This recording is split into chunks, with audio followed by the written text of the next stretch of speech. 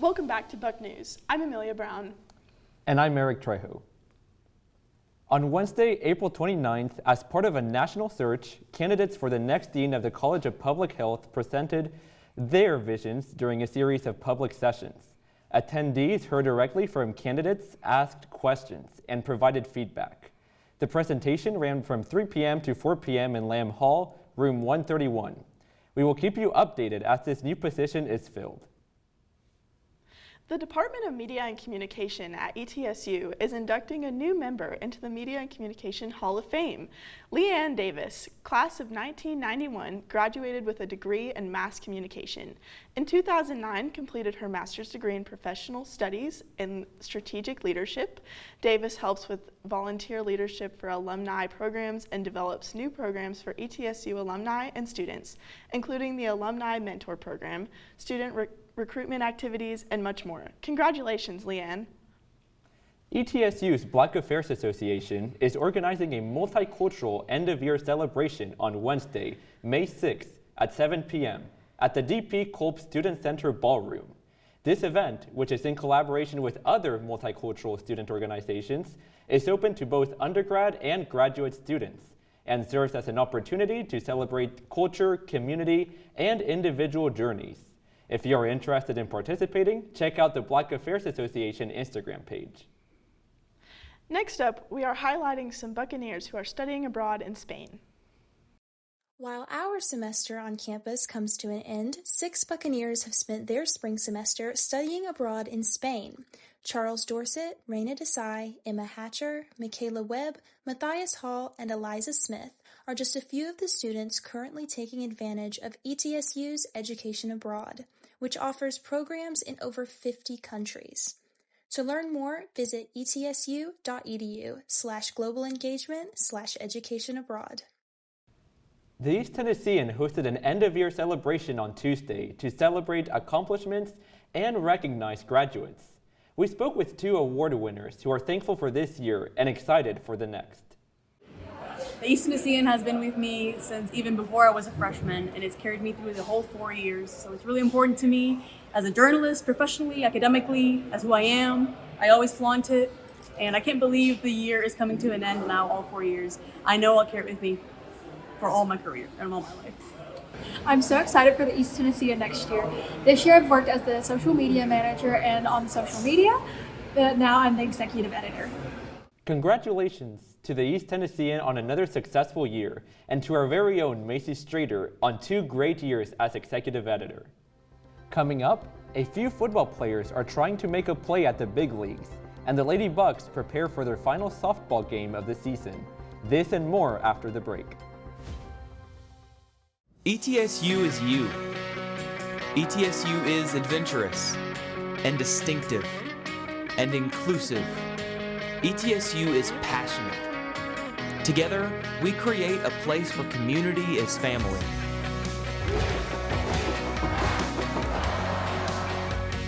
Your passion, your future, your purpose. ETSU is you. Everyone knows New York is, one of the most diverse cities on the planet, but, how far can you sort of push that? That's the question that set Andy Doro off on a now 10-year journey, eating food from every country in the world without ever leaving NYC. I've eaten at restaurants representing 163 unique countries. We sat down with him at Tripoli, a restaurant in Brooklyn that's been run by the same family since they opened in 1973. Its name reflects the city in Lebanon where they're from. I consider it as a service for the community. Food, as Doro describes it, becomes sort of a consulate, inviting people into a culture. That's what Tripoli owner Mohammed Salem strives to do. We will try to treat them like one of ours. And if we have a new things like they don't taste before, we'll give them a taste of it. Doro invited us to Tripoli to learn about the culture of a country now finding itself in conflict. I thought of Lebanese restaurants because of what's happening in terms of the war and the conflict. We are really peace-loving people, concentrating about making things happen, like, you know, to the good other people. As Doro continues to explore the world, Salem and his family will keep sharing their Lebanese customs, one plate at a time. My philosophy is, if you have a good thing, you have to share it. In New York, It's really good. I'm Lee Waldman. Welcome back to Buck News. I'm Amelia Brown. The ETSU football team is celebrating today, and you should too. Earlier this week, two former Buccaneers, Cade McNamara and Devontae Houston, received invitations to NFL rookie minicamps. Cade is headed to the Tennessee Titans, and Devontae is headed to Atlanta to participate in the Falcons minicamp. Best of luck to these former Bucs. You've made us so proud already. We can't wait to see where the future takes you.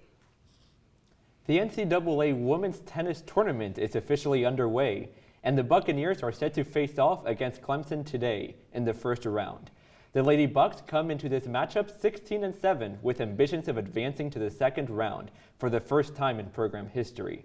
The Clemson Tigers enter the tournament 17-8 as the 24th ranked team in the nation. The winner of this matchup will advance to take on the winner of Vanderbilt and Xavier in the second round. The match starts at 3 p.m. this afternoon. With the spring semester coming to a close, ETSU athletics has begun to look forward to the fall.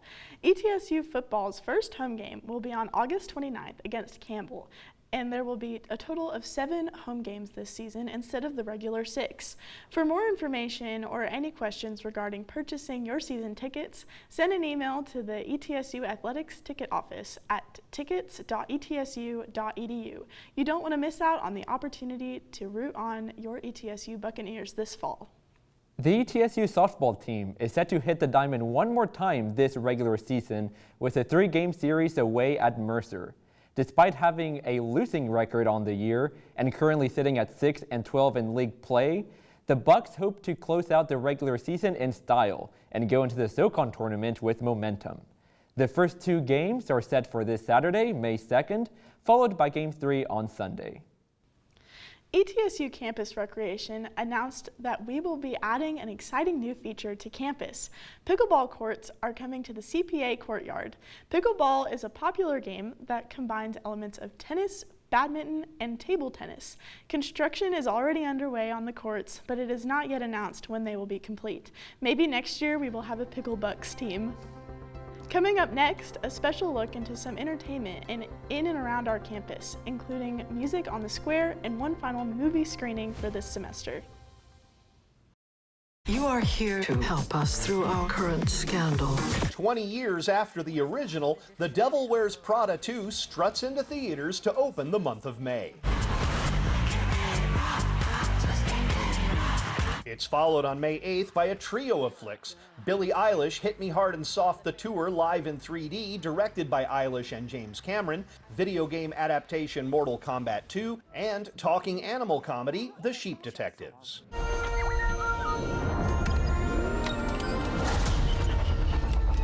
Hey, never touch the buttons. The first new Star Wars theatrical film since 2019 flies into theaters May 22nd. Star Wars: The Mandalorian and Grogu continues the story started in the Mandalorian streaming series. It's joined in cinemas for the Memorial Day weekend by director Boots Riley's new film, I Love Boosters. Look, I know how this sounds, but you gotta understand, it's massive in there. Inspired by the internet horror story, Backrooms creeps into theaters May 29th. Marching beside it is the D-Day drama Pressure. Getting refills of popcorn in Hollywood, I'm Rick Damigella.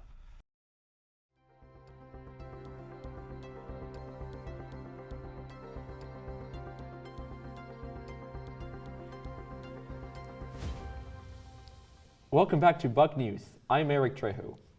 Graduates of the ETSU class of 1976 are invited to return for the Golden 50s Breakfast, a special occasion that will welcome these alumni into the Golden 50s Club.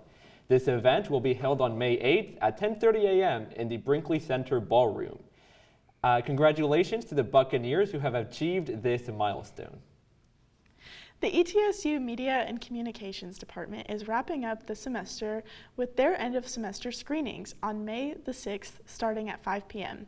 This night is focused on showcasing the work that MCOM students have put in over the past semester in various courses, including Buc Films, BucNews, multimedia production, and many more. So grab a blanket, popcorn, bring a friend, and join in on the fun during finals week. Tonight is your last chance to catch a screening at the Bud Frank Theater. DJ Ahmed, a feature film about a 15-year-old boy from a remote village in North Macedonia who dreams of being a DJ, will play tonight at 7 p.m. in Gilbreth Hall. The film won its category's Audience Award at last year's Sundance Film Festival. The showing will be free and open to the public, with doors opening at 6:30 p.m. To keep up with next semester's screenings, follow Bud Frank Cinema on Instagram. Tonight, at the Martin Center for the Arts, the ETSU Jazz Ensemble will perform its final concert of the semester. The production, entitled Fire in the Engine Room, will be in the ETSU Foundation Grand Hall from 7:30 until 8:30 p.m. The Jazz Ensemble plans to celebrate the end of the semester with a performance full of energy and emotion that makes jazz unique. General admission is $12, but ETSU students get in free when you show your ID. So bring your friends and family and enjoy a final performance from some of the best and brightest of ETSU. A popular summer tradition is making its return to downtown Jonesboro tonight. Music on the Square starts its new season this evening at 7 p.m. on the lawn of the Washington County Courthouse. This season's opening performance will feature ETSU's Bluegrass, Old Time, and Roots Band. This event will run every Friday through September and is free and open to the public, so make sure to get there early and bring a chair. Stay tuned for everyone's favorite segment, Snowdle Seth, and learn how you can buy reduced tickets at Dollywood. This and more after the break. ETSU is you. ETSU is adventurous and distinctive and inclusive. ETSU is passionate. Together, we create a place where community is family.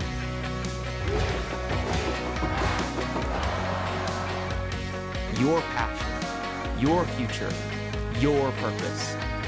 ETSU is you. Oh my God, it's coming for you! Run! Run, go! A pair of California surfers have a whale of a tale and the video to back it up after they say a curious shark chased one of them for over a mile. Tavis Boise and his friend Ron Takeda were hydrofoil surfing off the California coast when Boise says they glided over a shark, apparently sparking its curiosity because it began closely following Takeda and didn't stop, Boise says, for more than a mile. Boise watched as the shark, which he says was roughly 10 to 11 feet long, tailed his buddy before eventually losing interest. Boise said Takeda performed amazingly in the tense situation and also said sharks are cool animals, which, if treated respectfully, will leave you alone. But if you glide right over them, they may become curious. Curiosities have been piqued in the San Francisco Bay Area by a big fat sea lion gone viral for his big fat booty. Hey, sorry buddy, but it's true. Still rude. This is Chonkers, an enormous 2,000-pound stellar sea lion that, according to KGO, earned his nickname after showing up and showing out on San Fran's famous Pier 39, dwarfing his blubbery sunbathing brethren. But harbor officials say Chonkers is no Bay Area newbie. He's been coming and going for the last 15 years, and this is the longest we've ever seen him stay. And look, there's no body shaming here. The stellar species is significantly larger than typical California sea lions, so looky-loos are understandably going bonkers for Chonkers, flocking to marvel at the majestic mass of this lovable, dock-rockin', blubber-luggin' Bay Area chubby bubba. It's mostly water weight, so there. For Take a Look at This, I'm Jeremy Roth. Welcome back to BucNews. I'm Erick Trejo. As this semester comes to a close, the Martin Center box office already has a concert lined up for the fall semester. On Thursday, October 15th, both the Temptations and the Four Tops will be performing at the Martin Center for the Arts. Fans of the Temptations can look forward to a rendition of their hit song, My Girl, as this visit is part of their tour to celebrate the song's 60th anniversary. While the concert isn't until October, tickets went on sale today at 10 a.m. so be sure to get yours before they sell out over the summer. Up next, we're sending you over to William Odell for Snowdell Says. My name is William Odell, and this is your Snowdell Says segment. Some of you have likely heard the term blackberry winter, which means a burst of winter-like cold in May, and that is exactly what we will see in 48 hours. Temperatures in general will run cool, but a strong cold front will drop things way off this weekend, with lows likely hitting 32 yet again on Sunday morning and staying in the 30s Monday morning. Additionally, highs won't even get out of the 50s on Saturday and will barely crack 60 on Sunday, with a climb back into the 70s by midweek next week. That's it for Snowdell Says. Back to you. Thank you, Odell. The ETSU Alumni Association has partnered with Dollywood to offer discounted tickets to alumni and their families. The Southern-style theme park offers world-class rides, live music, and some of the best food in the South.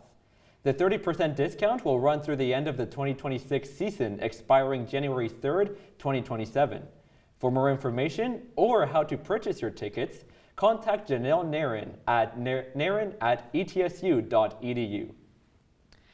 ETSU alumna Olivia Ellis is making her mark in the design world and on stage with the Jonas Brothers. What started as painting her own clothes in college turned into a career in graphic design. She is now working as a senior art director in Brooklyn, New York. Ellis recently designed a t-shirt for the Jonas Brothers' Knoxville tour stop, and it sold out in the same night. She credits her time studying abroad in Italy and attending ETSU for building her confidence and skills. Today, her work continues to gain attention even from big names in music. To see more of her work and get an inside look at her creative process, follow her Instagram at oliviaellis.studio. Downtown Johnson City will soon have a new bakery and coffee place. The French Honeybee, scheduled to open in early June, will be an authentic French bakery serving croissants, éclairs, cannelés, madeleines, and of course, baguettes. The bakery will be located at 320 East Main Street, right across from the Moon Coffee and Tea House. That's it for now here at BucNews. Be sure to tune in next week for our final show of the semester. I'm Amelia Brown. And I'm Erick Trejo. Bye!